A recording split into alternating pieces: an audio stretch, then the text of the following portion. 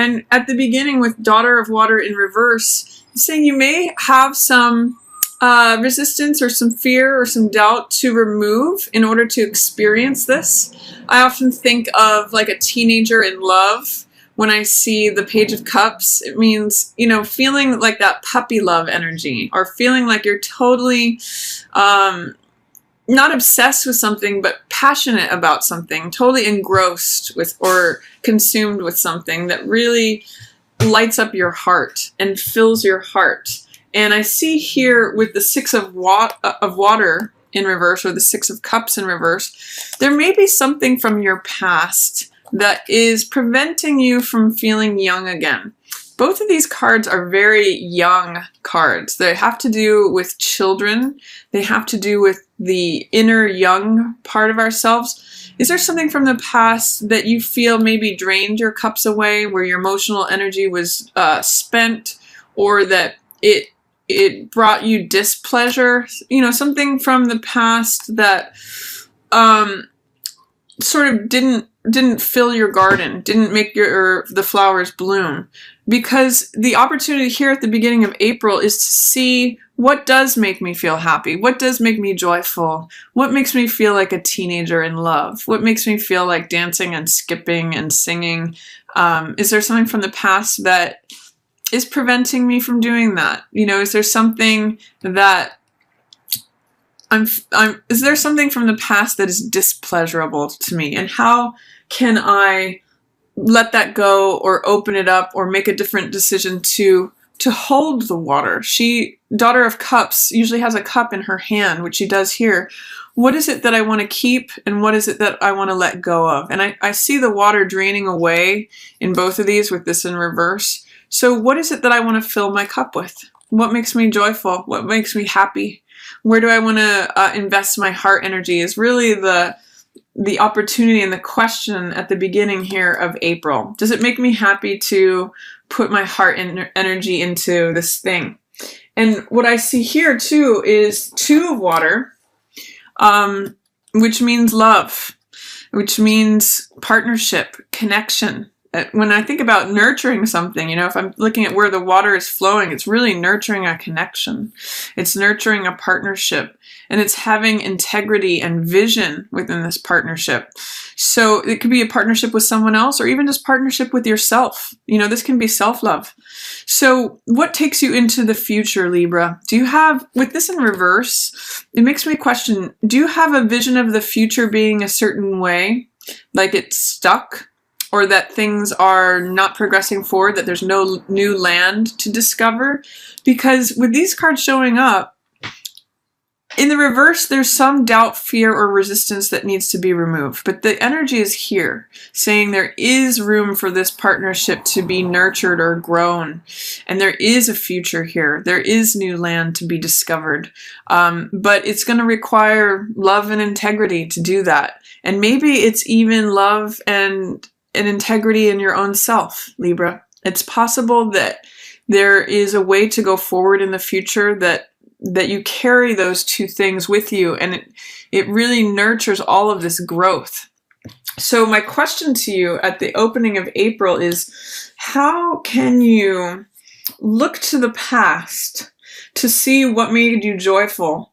Where maybe you invested in things that left you displeased, and how can you nurture this connection, whether with another person or with yourself, that leads you forward into a vision of the future, a vision of what's possible, about what you want to build or grow or create. 3 is a creative number. It's a card about growth. And so with all this water, I'm really seeing, like in all of these, it's funny, all this water and plant energy. What do you want to nurture to make it grow so that you can get to this sort of sweet smelling lavender and fill your fields with whatever it is that you enjoy, that you find pleasure in, that you find love in? Where's your integrity? These are actually really beautiful cards. But in the reverse position, there may be some doubt. There may be some learning of lessons from the past in order to make sure that you're nurturing love, that you're nurturing connection, again, with yourself or someone else, and that you're nurturing and feeding this beautiful future this vision of the future that you'd like to create. And I see here, in the background, there's all these fields of lavender. So what can you plant and water and nurture to make grow so that you have all these fields of lavender to walk in, Libra? It's really actually beautiful cards here, but there's something to be learned or just reviewed. And Mercury in retrograde is a perfect time to reflect, to review, to go over like what worked for me, what didn't work for me, where do I want to invest my emotional energy, and what are the results that I'm going to implement so that I get this future that I'm looking for. Really, really interesting and beautiful cards here. Beginning of April for you, Libra. Really opportune moment to reflect and look on the past and make decisions based on that.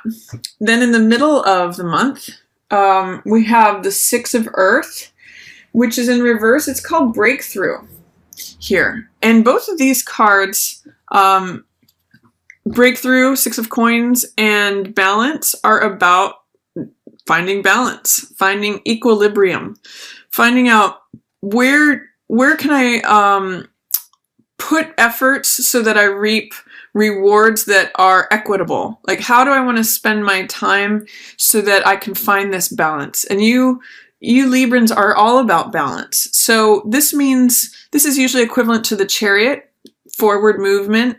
I'm thinking about it in terms of a cart that goes forward. Usually with the Chariot, there's two horses and the wheels on the cart.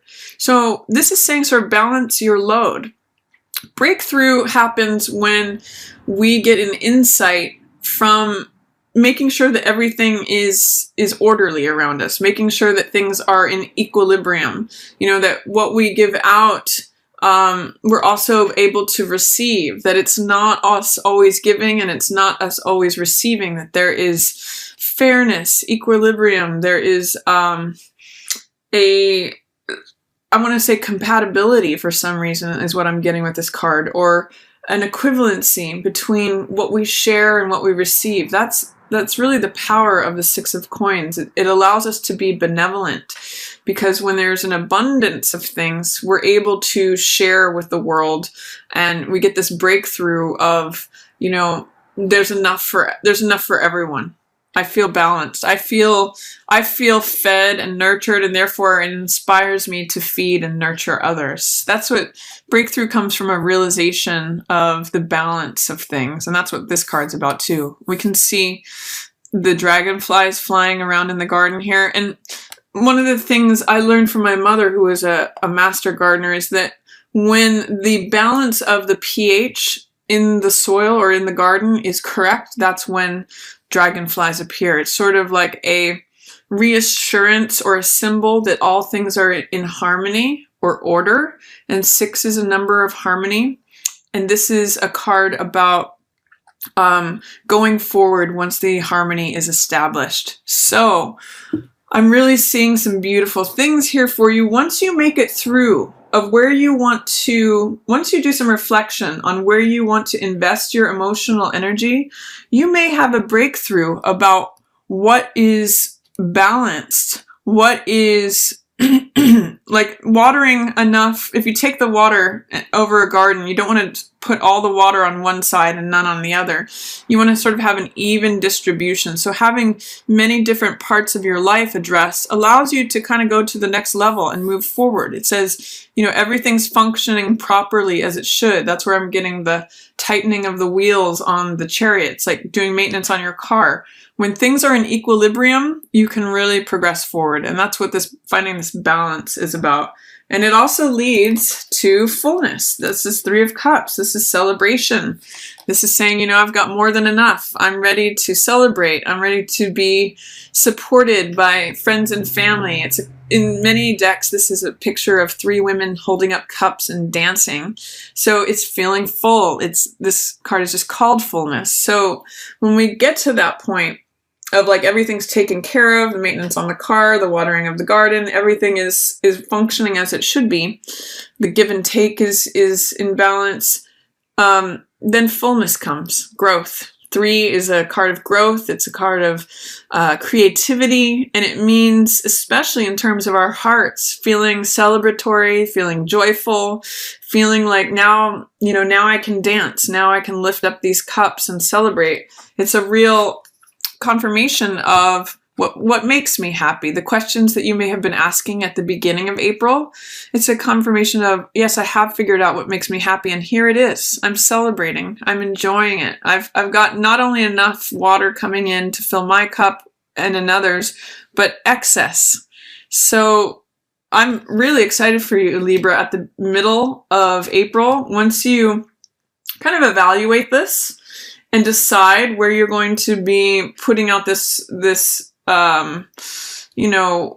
symbolic water. What areas of your life are you going to nurture? What needs more balancing? Like, is this side lacking? Is this side in excess? When you find this, it takes you forward and really takes you to this joyful, celebratory, creative space. I also see following that 7 of air, which means this card it represents 7 of swords in the tarot. And it represents sometimes me behavior or cutting corners. In this card, in this deck, it's called futility. And sometimes it's reflective of risk-taking behavior or gambling or feeling like our efforts are wasted.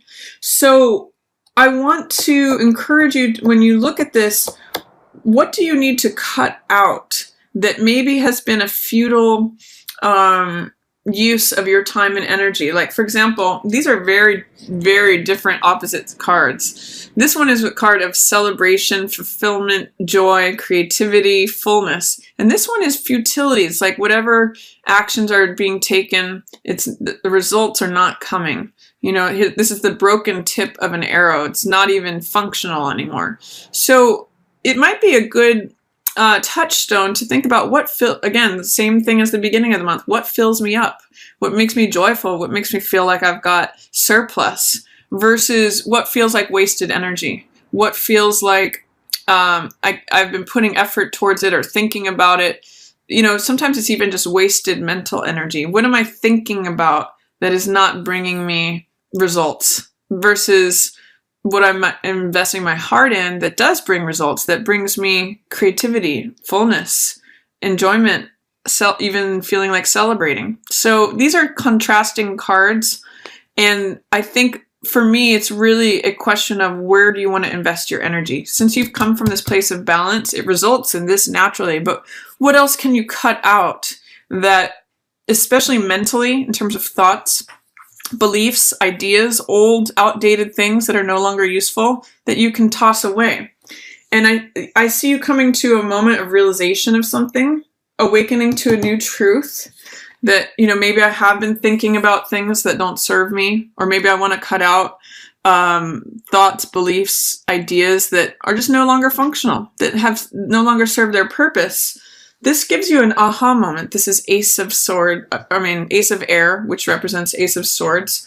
And it's triumph, it's victory, it's clarity, insight. Like, I always call this card truth, or the truth will set you free. It's usually represented by a single sword, which is the Excalibur sword that Archangel Michael carries. And it basically says that the truth will set you free. When you're in alignment with the truth, it gives you great clarity, and it cuts away all the nonsense, all the futility, all the stuff that is just like excess that doesn't serve you. It's saying, okay, well, maybe there's one feather I'm going to pluck from this and really see the truth of the matter. Maybe I do need to cut away these old ways of thinking, or throw away excess things that are sitting around cluttering things that are no longer useful, especially in terms of thought. And just focus on the truth of the matter. Focus on what's real, what is undeniable. That's what Ace of Swords is about. And it's also a new way of thinking. So it's a new insight, all aces are new beginnings. So it's sort of like saying, I'm taking this going forward, and I'm only going to be in alignment with the truth. I'm only going to be in alignment with what's real. None of this old, outdated, unuseful stuff that just feels futile. And then towards the end of the month, we have the 4 of Earth, which represents security. stability, making things stable, making things feel grounded, assessing what it is that you have, that you own, what you value, and what keeps you connected and feeling like you have sure footing on things. Sometimes when this card comes up, it can represent an over focus on material things, and it can block us from receiving other things. But so sometimes the low side of this is that it can feel a little bit heavy.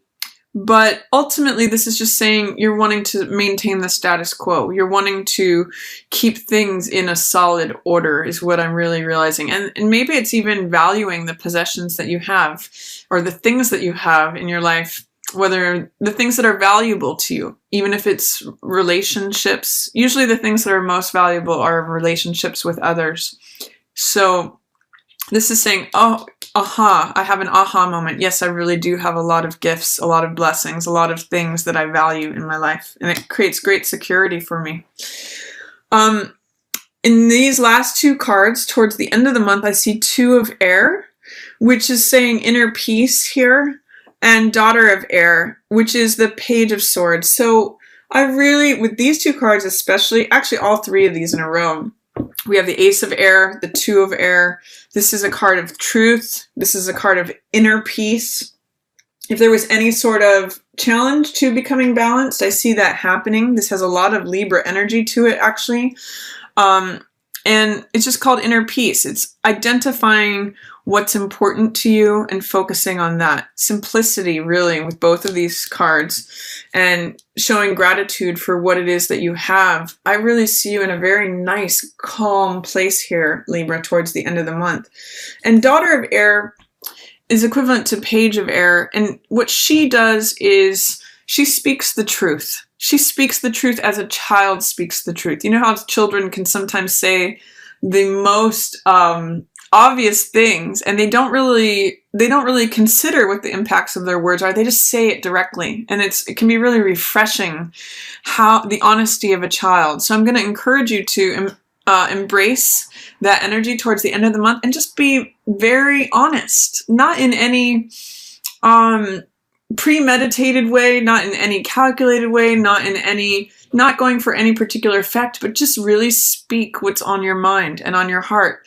The beauty of Daughter of Swords is that she speaks like a child and says exactly what's on her mind.